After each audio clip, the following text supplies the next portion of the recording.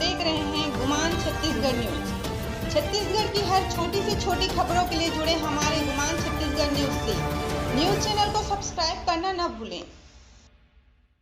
हत्या का खुलासा, महिला व उसके साथी ने मिलकर किया अपने पुरुष मित्र की हत्या।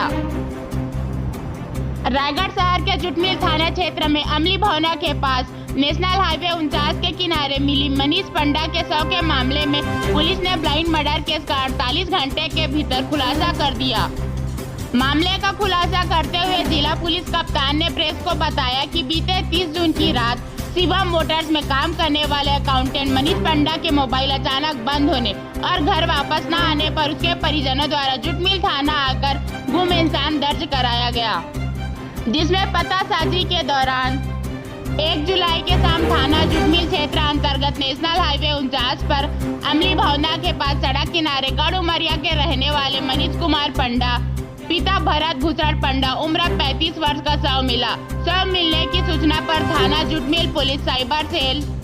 FSL की टीम डॉग स्क्वाड मौके पर पहुंचे। प्रथम दृष्टया घटना स्थल एक्सीडेंटल स्पॉट जैसा दिखाने का प्रयास किया गया था, परंतु पंचनामा कार्यवाही के दौरान घटना स्थल और शव का बारीकी से निरीक्षण करने पर हत्यात्मक प्रवृत्ति होने के संदेह में बारीकी से जांच शुरू की गई। एसीबी जांच टीम को कबीर चौक हाउसिंग बोर्ड कॉलोनी में रहने वाले सरिता पटेल से मनीष पंडा के संबंध होने की जानकारी मिली। मामले में सरिता पटेल ने बताया कि शिवम मोटर्स के उसके पुराने सहकर्मी मनीष पंडा के साथ मित्रता पूर्व से थी, जिसकी जानकारी मनीष की पत्नी को होने पर पूर्व में विवाद भी हुआ था। काम के दौरान अब उसकी मनीष से नजदीकियां बढ़ने लगी। मनीष उस पर पत्नी की तरह हक जताने लगा, जिससे परेशान होकर मनीष से दूरी बनाने लगी और मनीष को रास्ते से हटाने के लिए अपने पुराने मित्र महेंद्र पटेल से संपर्क किया और उसे पूरी बात बताई, जिसके बाद महेंद्र और सरिता ने मनीष पंडा को रास्ते से हटाने के लिए योजना बनाया और योजना के अनुसार 30 जून की रात सरिता सोशल मीडिया अकाउंट से कॉल कर मनीष को घर के पास बुलाई और उसके साथ बाइक में बैठकर ट्रांसपोर्ट नगर नेशनल हाईवे 49 की ओर जाने लगी। प्लान के मुताबिक रास्ते में महेंद्र पटेल अपनी कार में मिला। रास्ते में मनीष पंडा मोटरसाइकिल को खड़ी कर उनके साथ कार में बैठ गया और तीनों कार में बैठकर मुख्य सड़क से उतरकर जिंदल सीमेंट प्लांट के पीछे कच्ची सड़क की ओर जाकर एक स्थान पर रुक गए। सरिता और महेंद्र पटेल ने मिलकर कार में रखे जैक रॉड से मनीष पंडा के सर पर ताबड़तोड़ वार कर उसकी हत्या कर दी। उसके शव को कार में रखकर उसके मोटरसाइकिल के पास लाकर डाल दिए और वहां से फरार हो गए। ये मामला 1 जुलाई के है और 30 जून के दरमियानी रात एक लड़का मनीष पंडा नाम का जो है वो अचानक से उसका फ़ोन बंद हो जाता है। इसके बाद परिजन के द्वारा सूचना दी जाती है कि वो कहीं मिसिंग हो गया है और उन्होंने थोड़ी सी जो उनके परिजनों के द्वारा जो बात बताई गई उसके आधार पे कुछ शक हुआ और तत्काल उसका गुम इंसान दर्ज करके उसके बाद उनकी खोजबीन के लिए पूरी टीम लग जाती है और थोड़ी देर के बाद पता चलता है कि अमली भवना के पास जो नेशनल हाईवे है वहाँ एक डेड बॉडी मिलती है। परिजन के द्वारा उसकी पहचान मनीष पंडा के रूप में की जाती है। उसके बाद पंचनामा पोस्टमार्टम के उपरांत अपराध पंजीबद्ध कर विवेचना में लिया गया और उसके बाद उसके हत्यात्मक प्रतीत होने पर तत्काल जो है मेरे द्वारा 5 से 6 टीमें अलग अलग बनाई जाती है और उसे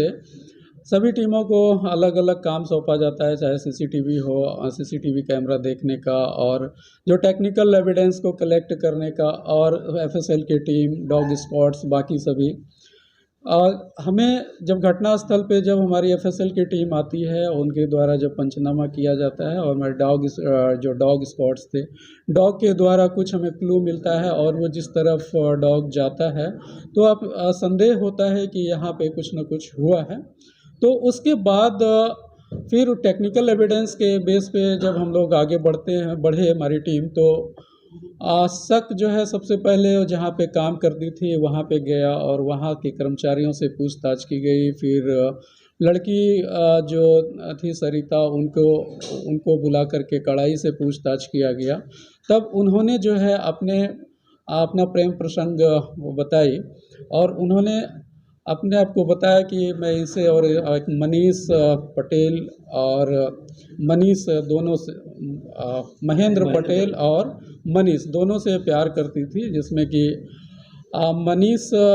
मुझे ऑफिस में था तो मैं कभी कभी परेशान हो जाती थी और ये चीज़ महेंद्र को अच्छा नहीं लगा, तो इन्होंने प्लान कुछ किया आपस में। और ये लोग चूँकि जो बात करते थे वो डायरेक्ट जो मेन कॉल्स होते थे उन पे बात नहीं करके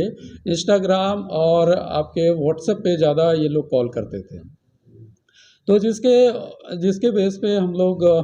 उनके सारे डिटेल्स को लिया गया और उन्हें जब कड़ाई से पूछताछ की गई तो इन्होंने महेंद्र का और इन दोनों का मिलना उस दिन प्लानिंग के अनुसार वो लोग चले थे और महेंद्र को